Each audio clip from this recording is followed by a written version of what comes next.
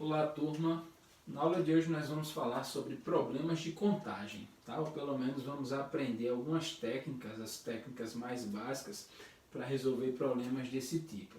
Na realidade, esses problemas eles são base de um dos ramos mais instigantes e desafiadores da matemática, que é a análise combinatória, tá? A análise combinatória trata basicamente de problemas de contagem. Então, nesse vídeo e nos próximos, a gente vai aprender técnicas para resolver problemas como esse. Por que eu falei que a análise combinatória é um dos ramos mais desafiadores da matemática? Pelo simples fato de você encontrar nesse ramo problemas de diversos níveis. Você tem problemas que são extremamente simples, como tem também problemas que têm a solução extremamente difícil, tá? Então, vamos aprender. Nesse vídeo inicial eu trouxe dois exemplos que são relativamente simples, tá? Quando você tiver um pouquinho mais de conhecimento sobre esse assunto você vai achar muito simples, mas eu resolvi trazer esses um pouco mais básicos para que você tenha as primeiras noções de como resolver problemas como esse. Então vamos lá, primeiro o exemplo diz o seguinte: lança-se uma moeda 3 vezes seguidas e observa-se qual face ficou voltada para cima. A pergunta é, quantos e quais são os resultados possíveis? Então, claramente é um problema de contagem, né? Você está lançando uma moeda, só que você lança essa moeda 3 vezes seguidas e vai observar as faces que estão voltadas para cima. Ele quer saber quantos resultados e quais são. Como ele está perguntando aqui quais são os resultados, a gente pode escrever todos eles e fazer a contagem depois. Então, sempre que ele perguntar quais, convém você montar o que nós chamamos de árvore de possibilidades. Então, vamos lá que vocês vão entender. Eu já montei aqui uma estrutura para resolver esse problema. A moeda pode, quando você lança uma moeda, o resultado pode ser cara ou coroa. Eu vou representar cara pela letra K, e o surgimento da coroa pela letra C. Então vamos lá, vamos analisar passo a passo. Você lançou a moeda, a primeira moeda. Então o que pode acontecer? Pode dar cara, como pode dar coroa. E aí, como eu disse, você vai montar uma árvore de possibilidades. Ou seja, pode ser cara ou coroa. Tá?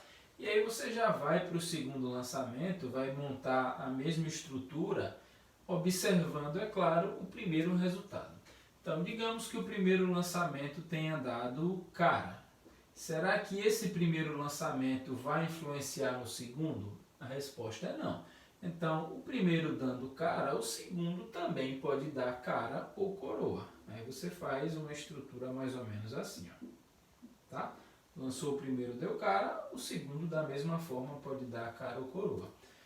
E se o primeiro lançamento tivesse dado coroa, o que pode acontecer no segundo? A mesma coisa, cara ou coroa. Cara, coroa.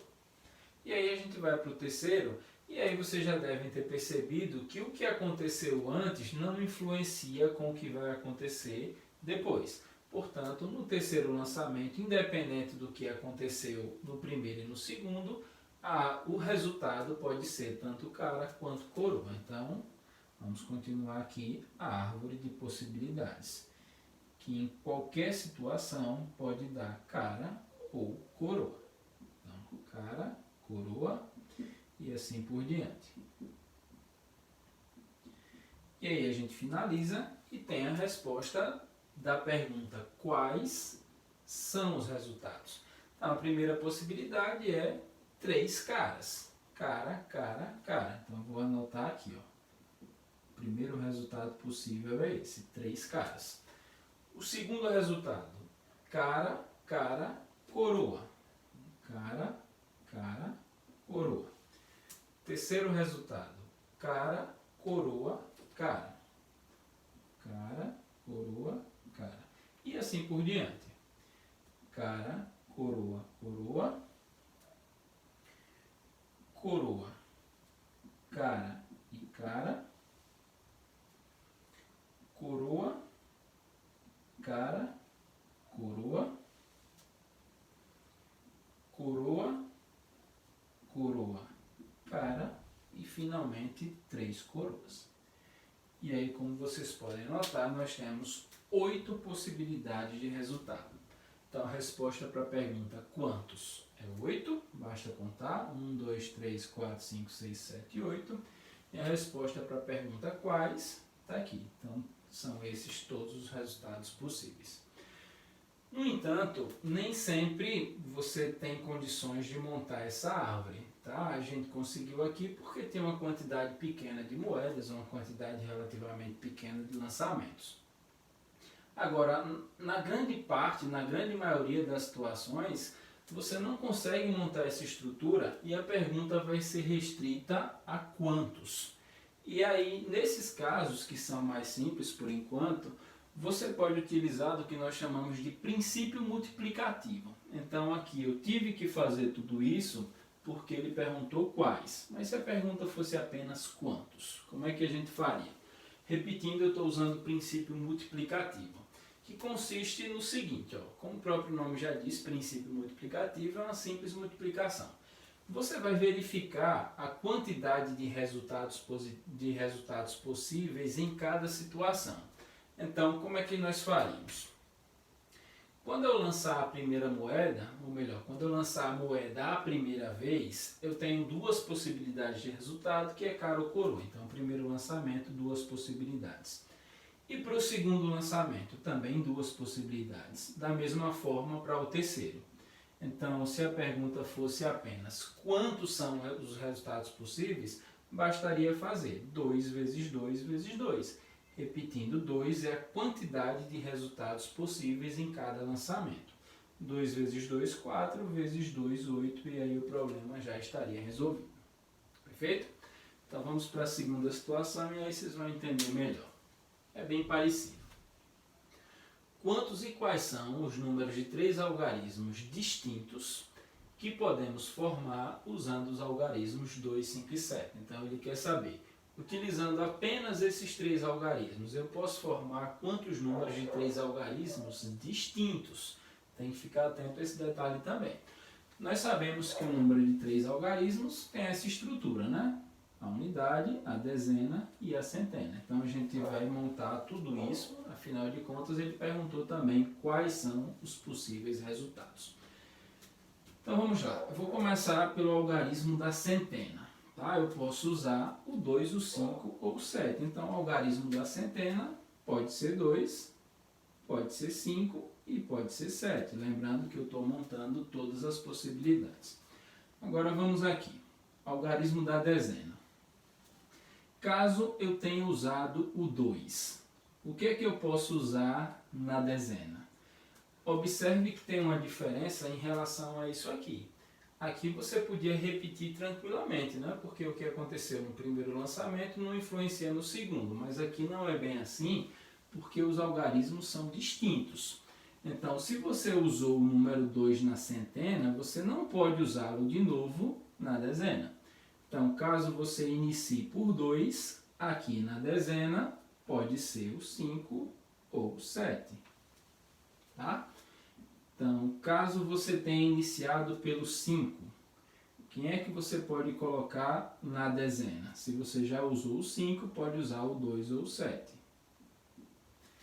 E se você iniciar pelo 7, obviamente, o que restou para a casa das dezenas? O 2 ou o 5. Tá? E aí, para finalizar, vamos para o algarismo das unidades. Se aqui você já usou o 2 ou o 5, para a unidade só restou o 7. Nessa situação, se você usou o 2 ou o 7, só restou o 5. E assim por diante. Aqui nós usamos o 5 e o 2, restou o 7. Usamos o 5 e o 7, restou o 2. Aqui usamos o 7 e o 2, restou o 5. Usando o 7 e o 5, restou apenas o 2. E aí nós temos todas as possibilidades. Né? O primeiro resultado possível é o número 257. Segundo resultado possível, 275. Terceiro resultado, 527. Quarto resultado, 572. Depois, 725. E por fim, 752. Tá? Então, quais os resultados possíveis? Está aqui. Quantos resultados possíveis? 1, 2, 3, 4, 5, 6. Da mesma forma que aconteceu aqui, nós poderíamos ter encontrado a resposta para a pergunta quantos, apenas usando o princípio multiplicativo. De que forma? É simples. A mesma ideia. Ver a quantidade de possibilidades para cada um e multiplicar. Tá? Quantas possibilidades eu tenho para centenas? 2, 5 ou 7. Então, tenho 3 possibilidades para centena. E no caso da dezena, eu tenho as mesmas 3 possibilidades? Não, porque aquela que eu usei aqui, não posso usar de novo. Então, eu tinha 3 possibilidades para centena, mas quando eu passar para a dezena, eu já usei uma, seja qual for, o 2, o 5 ou o 7. Digamos que eu tenha usado o 2, então o que restou? O 5 e o 7. Então, 3 vezes 2, só restaram 2 possibilidades. E para a unidade, como a gente pode observar aqui, nesse caso, por exemplo, eu só tive como escolha o 7, porque eu já tinha usado 2 ou 5. Então, aqui a resposta é 1. Tá? Então, repetindo, 3 possibilidades para centenas, 2 para dezena, afinal de contas eu já usei uma aqui, e como eu já usei uma para centena e uma para dezena, restou uma única para unidade. E aí é só multiplicar. 3 vezes 2, 6, vezes 1, 6. Então, como nós já sabíamos, temos 6 resultados possíveis. Perfeito? Espero que vocês tenham entendido. Logo, logo a gente está de volta. Valeu!